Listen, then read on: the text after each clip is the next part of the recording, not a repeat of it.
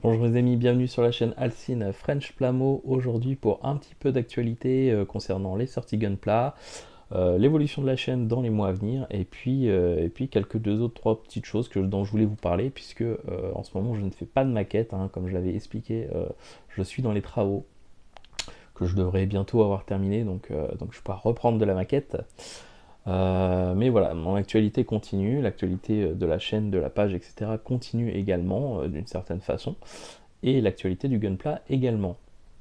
Donc, première chose dont je voulais vous parler, c'était la sortie du très attendu high grade du Heavy Arms de la série Gundam Wings, puisque, comme vous le savez, ou pas, peut-être, ça dépend si vous suivez un peu les sorties du Gunpla depuis longtemps, ou si vous débarquez un peu dans cet univers. La série Gundam Wing, on avait eu le Wing Gundam, le Wing Zero, on a eu le Talgiz en RG, on a eu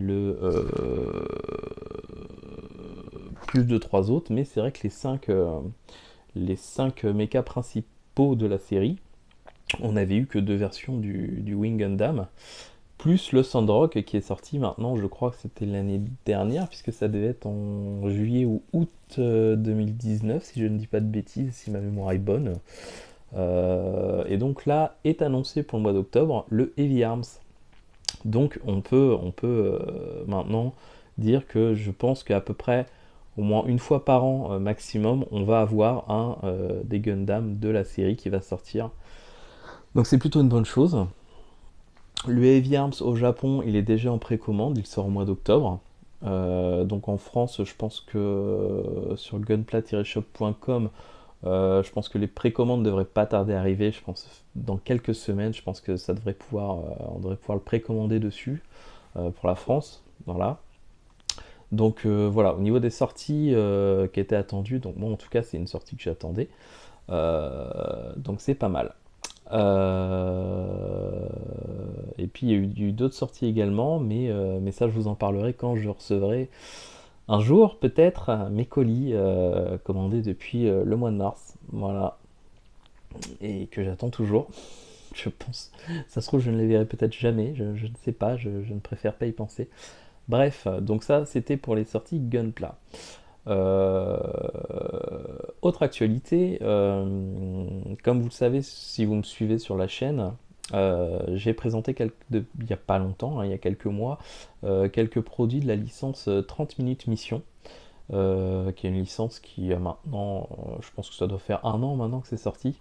Je vous avais présenté, j'avais fait des unboxings, des reviews, notamment de l'Alto Blue et puis du Portanova Green. Alors c'est une licence que moi je trouve vraiment très sympa, notamment par on a vraiment plus dans l'optique du custom, de mélanger les kits entre eux pour essayer de créer quelque chose de nouveau, encore plus que dans le gunpla traditionnel. Là c'est vraiment orienté pour. Je me suis même d'ailleurs amusé ce week-end à faire un petit, un petit custom en mélangeant l'Alto Blue, le Portanova Green, des pièces. Alors ça vient du,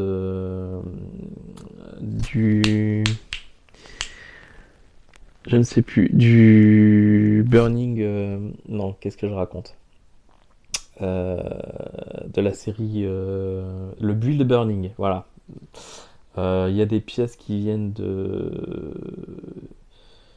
du. C'est horrible les trous de mémoire quand on vieillit. C'est le Red Beret, voilà, j'ai pris une pièce qui était supplémentaire, qui n'était pas utilisée. J'ai mis une tête de RGM. J'ai rajouté une pièce de bouclier d'un RG de l'Exia. Voilà, plus des pièces supplémentaires, des option parts hein, de la licence 30 minutes mission. Et puis je me suis fait un petit custom, voilà, histoire de déconner. Je l'ai appelé comment Shadow Alto Shadow Phoenix. Voilà. Et puis j'en ai fait un deuxième petit avec les pièces qui restaient. Voilà, j'ai fait le Portanova Tyson Fighting. Hein, c'est un boxeur. Voilà. Donc je je me suis un petit peu amusé. Voilà, j'avais une petite heure à perdre ce week-end pour me détendre, j'ai fait ça. Donc vous voyez, on peut vraiment s'amuser avec ces kits-là euh, pour vraiment faire des trucs bah, voilà, assez sympa. Et puis c'est vrai que cette licence jusqu'à maintenant, alors on a eu toute la série des altos de toutes les couleurs, hein, jaune, rouge, bleu, vert, voilà. Les Portanova pareil. Mais au final, c'est vrai que ça restait des mechas assez, entre guillemets, simplistes, sans vraiment rien d'extraordinaire, quoi. Voilà, sympa, on s'amuse bien, mais visuellement, ça reste quand même quelque chose d'assez simple. Là, par contre, on commence à avoir des sorties de mechas beaucoup plus recherchés, avec des équipements beaucoup plus volumineux, des trucs assez sympas. Je vais essayer de vous mettre quelques images là, des prochains kits à sortir. Et puis, pareil, toute une série d'action base. Non, d'ailleurs, ça s'appelle des Customize Base. Pour vraiment. Alors, il y en a une qui est sympa, j'en ai commandé plusieurs parce que vraiment, je pense qu'avec les Gundam, ça va être sympa. C'est une base en fait comme un hangar. On peut les additionner, soit les aligner, les mettre en hauteur. C'est vraiment customisable, hein. Et puis, ça a l'air vraiment très sympa. Et puis, à côté de ça, il y en a d'autres pour simuler le sous l'eau, par exemple. Donc il y a tout ça qui va sortir qui est vraiment intéressant. Donc là-dessus, en fait, sur cette licence-là, j'ai ouvert une page spéciale sur Facebook qui s'appelle 30 minutes mission France. J'ai également ouvert un compte Twitter à ce nom-là. Donc si vous voulez suivre un peu cette licence, voir la découvrir, etc., eh ben, je vous invite à aller voir cette page-là ou le compte Twitter. Je vais y mettre, alors j'ai déjà mis le line-up hein, des kits qui sont déjà sortis. Je mettrai ceux bah, qui vont arriver. Et puis j'ai également mis les vidéos unboxing et review que j'ai pu faire sur cette licence-là. Donc ça vous permettra peut-être éventuellement de découvrir cette licence si vous la connaissez pas, et puis voir si c'est quelque chose qui peut vous plaire ou pas. Et puis voilà, au fur et à mesure qu'il y aura l'actu sur cette licence, je mettrai sur la page Facebook. Donc la page c'est 30 minutes mission France, tout simplement. Et puis à côté de ça, j'ai ouvert également une autre page consacrée cette fois à la licence des Figure Rise Standard Dragon Ball, parce que c'est aussi une licence que j'adore particulièrement. J'ai vraiment accroché, j'ai eu un coup de cœur quand j'ai monté la première maquette de cette licence. Ça devait faire quoi? Ça devait être il y a 2 ans. C'était le Sangoku de base. Et je les ai vraiment trouvés très sympas. Au niveau de la peinture, on peut vraiment faire quelque chose de sympa. Alors on peut les laisser tels quels parce que déjà, même sans les peindre, ils sont vraiment classe. Là par exemple, je peux vous montrer le Perfect Cell. C'est la seule que j'ai pas encore peint dans ceux que j'ai. Et je trouve que vraiment elle est très très classe. Voilà. J'ai jamais fait de review dessus, il faudrait que je le fasse un jour. Je pense que le jour où j'aurai le temps de la peindre, je ferai une review en même temps. Mais voilà, les Figure Rise standard Dragon Ball, j'adore. J'adore. J'ai le Goku de base, j'ai Gohan en SSJ2, j'ai Krillin, j'ai Boo, j'ai Freezer. J'ai Vegeto, et puis je dois avoir qui traîne, qui n'est pas encore monté, j'ai Trunk, et puis Goku en Ultra Instinct. Voilà. Donc j'ai ouvert une page Facebook spéciale, du coup, réservée à cette licence-là. Donc c'est pareil, ça s'appelle Figure Rise Standard DBZ France. Donc c'est pareil, j'ai mis tout le line-up des kits qui sont sortis concernant cette licence. J'ai mis les vidéos que j'avais fait pour l'instant, les unboxings et les reviews, et puis j'y mettrai du coup les autres qui sont... j'en ai quelques-unes qui sont déjà tournées mais pas encore sorties sur la chaîne, donc quand elles sortiront, je les mettrai aussi sur cette page. Et ça vous permettra, bah, si vous êtes intéressé par cette licence, de suivre du coup l'actualité de cette licence. Voilà. Donc ces deux nouvelles pages là, donc je vais vous mettre le lien dans la description si jamais elles vous intéressent. Bah, si ça vous intéresse pas, c'est pas la peine d'aller voir, hein. Je suis pas là pour faire de la pub, hein. Je suis là pour vous montrer les choses que je réalise, en espérant du coup que ça vous intéresse ou pas. Voilà. Et puis donc voilà, ça c'était au niveau de la création de deux nouvelles pages que j'ai gérées du coup en même temps que ma page et puis en même temps que mon groupe. Donc ça commence à faire beaucoup de choses à gérer. Mais voilà, pour l'instant j'arrive à tenir le rythme, donc autant le faire. Et puis pour l'instant apparemment ça n'avait pas encore été fait en France, Donc bah tant mieux, au moins voilà ça existe, au moins voilà il y a ces deux pages qui pourront, si j'arrive à le faire correctement en tout cas, relayer l'information par rapport à ces licences-là. Donc voilà. Et puis, autre actualité, cette fois pour ceux qui aiment les jeux vidéo. En ce moment, alors moi c'est sur PS4, mais je pense que ça doit être pareil peut-être sur Xbox. Je sais pas s'il y a une version Xbox. Et sur PS4, vous avez le jeu. Alors, c'est Mobile Suit Gundam Extreme Vis Maxi Boost On. Le nom à rallonge. Voilà, donc un jeu de combat Gundam qui actuellement, donc c'est la pré-release qui est accessible gratuitement sur PS4 depuis ce week-end. On peut y jouer, il y a une partie en solo, on peut y jouer en online, donc contre d'autres personnes. Moi j'ai essayé, alors samedi j'ai voulu me connecter, ça n'a pas fonctionné. Dimanche j'ai réussi à me connecter, j'ai pu essayer vite fait pendant 30 minutes, après ça m'a redéconnecté. Donc apparemment les serveurs c'est un peu compliqué d'accéder aux serveurs, mais quand on accède aux serveurs on peut y jouer du coup correctement. Donc c'est moi voilà, de la petite demi-heure que j'ai essayé, c'est sympa. Alors visuellement c'est un peu, moi j'ai trouvé que les mechas avaient un petit côté un peu cartoon, euh, mais ça reste assez sympa. C'est pas trop bordélique à l'écran. J'ai pas compris encore toutes les commandes. Mais en gros, la partie solo que j'ai fait, on est avec. Donc vous jouez votre mecha parmi une sélection de Gundam assez incroyable. Il y a vraiment beaucoup de Gundam. Donc vous choisissez celui que vous voulez. Et puis l'ordinateur vous met un coéquipier. Et puis vous affrontez deux autres personnes. Voilà. Et à chaque fois, du coup, le niveau augmente selon les missions. Donc pour l'instant, c'est ce que j'en ai compris. Voilà, bon, j'ai bien accroché. Donc je vais essayer, si j'arrive à trouver le temps, d'essayer le online, donc avec d'autres personnes. Mais comme je vous dis, apparemment les serveurs ont l'air un peu compliqués.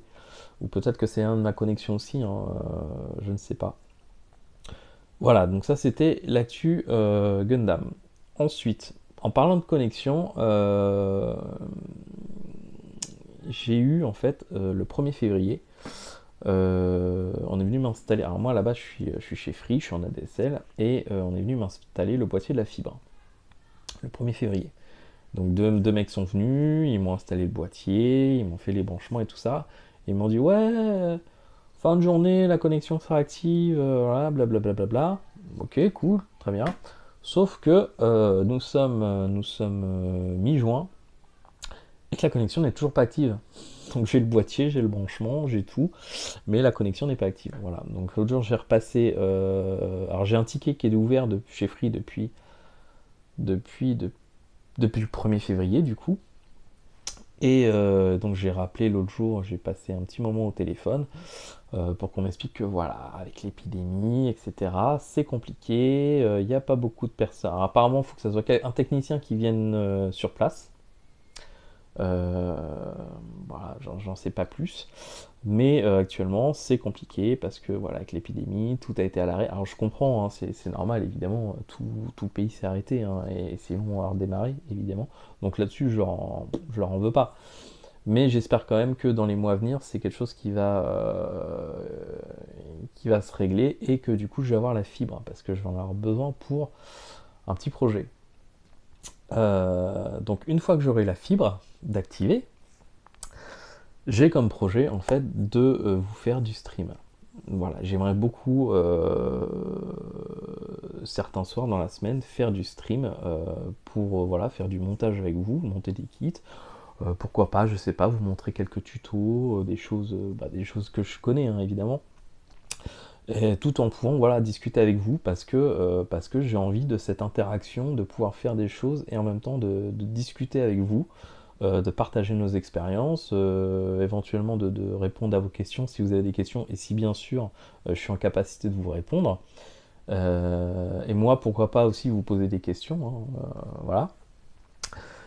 Et donc d'une part, je réfléchis à réaménager mon atelier pour essayer de faire une sorte de décor à ce principe-là, ou ce que j'aimerais bien faire en fait, c'est qu'il y ait mes vitrines derrière moi, avec moi du coup sur un bureau en train de vous faire, en train de streamer, donc en train de monter une maquette, et puis en même temps de pouvoir discuter avec vous. Je trouve que c'est quelque chose de très sympa, que j'ai très envie de faire. Malheureusement, voilà, je suis bloqué par déjà le côté matériel, parce que j'ai pas de vrai PC en fait. J'utilise une tablette qu'on branche sur un clavier, donc je suis assez limité. Et deuxièmement, j'ai ce problème de connexion, parce que je suis dans mon sous-sol, donc de ma maison, et ma box est du coup à l'étage, et donc je fonctionne en Wi-Fi au sous-sol. Donc je pense que le Wi-Fi, ça risque d'être un petit peu juste pour faire du stream. Donc c'est pour ça que je compte sur cette connexion de la fibre, pour essayer derrière de trouver une sorte de relais que je puisse mettre au sous-sol, qui me permette d'avoir une bonne connexion pour pouvoir du coup faire du stream en qualité correcte. Voilà. Et donc c'est pour ça aussi que j'attends un peu, enfin j'espère en tout cas, courant septembre-octobre, pouvoir du coup acheter un PC, entre guillemets un vrai PC, pour pouvoir du coup faire ça, puisque le PC et la connexion vont me perdre pour pouvoir faire ce genre de choses. Voilà. Là pour l'instant j'ai trouvé un système qui permet de bidouiller un peu pour utiliser en fait son téléphone comme une webcam. Donc je vais essayer déjà de faire quelques tests comme ça, voir ce que ça donne, et puis voilà. Donc j'espère vraiment que allez, on va dire septembre, j'aurai le matériel pour pouvoir essayer de faire ça, parce que c'est vraiment cette interaction avec vous me manque en fait, et j'ai vraiment envie de développer ça. Voilà. Donc on verra ce que ça donne. Écoutez, je pense qu'on a fait le tour. Je vous ai parlé de la sortie du Heavy Arms, des deux pages que j'ai ouvertes. Euh, je crois que c'est tout. Hmm. Bah oui, voilà. Bah écoutez, voilà, j'espère que cette vidéo vous aura plu, hein. C'est un peu du blabla, mais à l'heure actuelle, c'est la seule chose que je peux vous proposer. Donc j'essaie quand même de vous proposer du contenu qui puisse vous intéresser. Voilà, en espérant que c'est le cas. Portez-vous bien, n'oubliez pas de faire très attention, parce que le virus il est toujours là, il est toujours en France.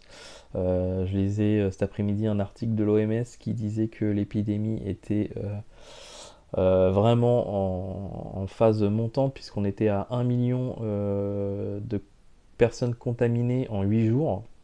Donc c'est pas parce que nous en France ça s'est un peu calmé. Quoique, à mon avis, ça va pas durer, parce que vu les rassemblements que j'ai pu voir avec la fête de la musique et toutes les manifestations et tout ça, je me dis si les cas réexplosent pas, je comprends pas. Bon, bref, c'est un autre sujet. En tout cas, faites bien attention à vous. Voilà. Allez, ciao tout le monde.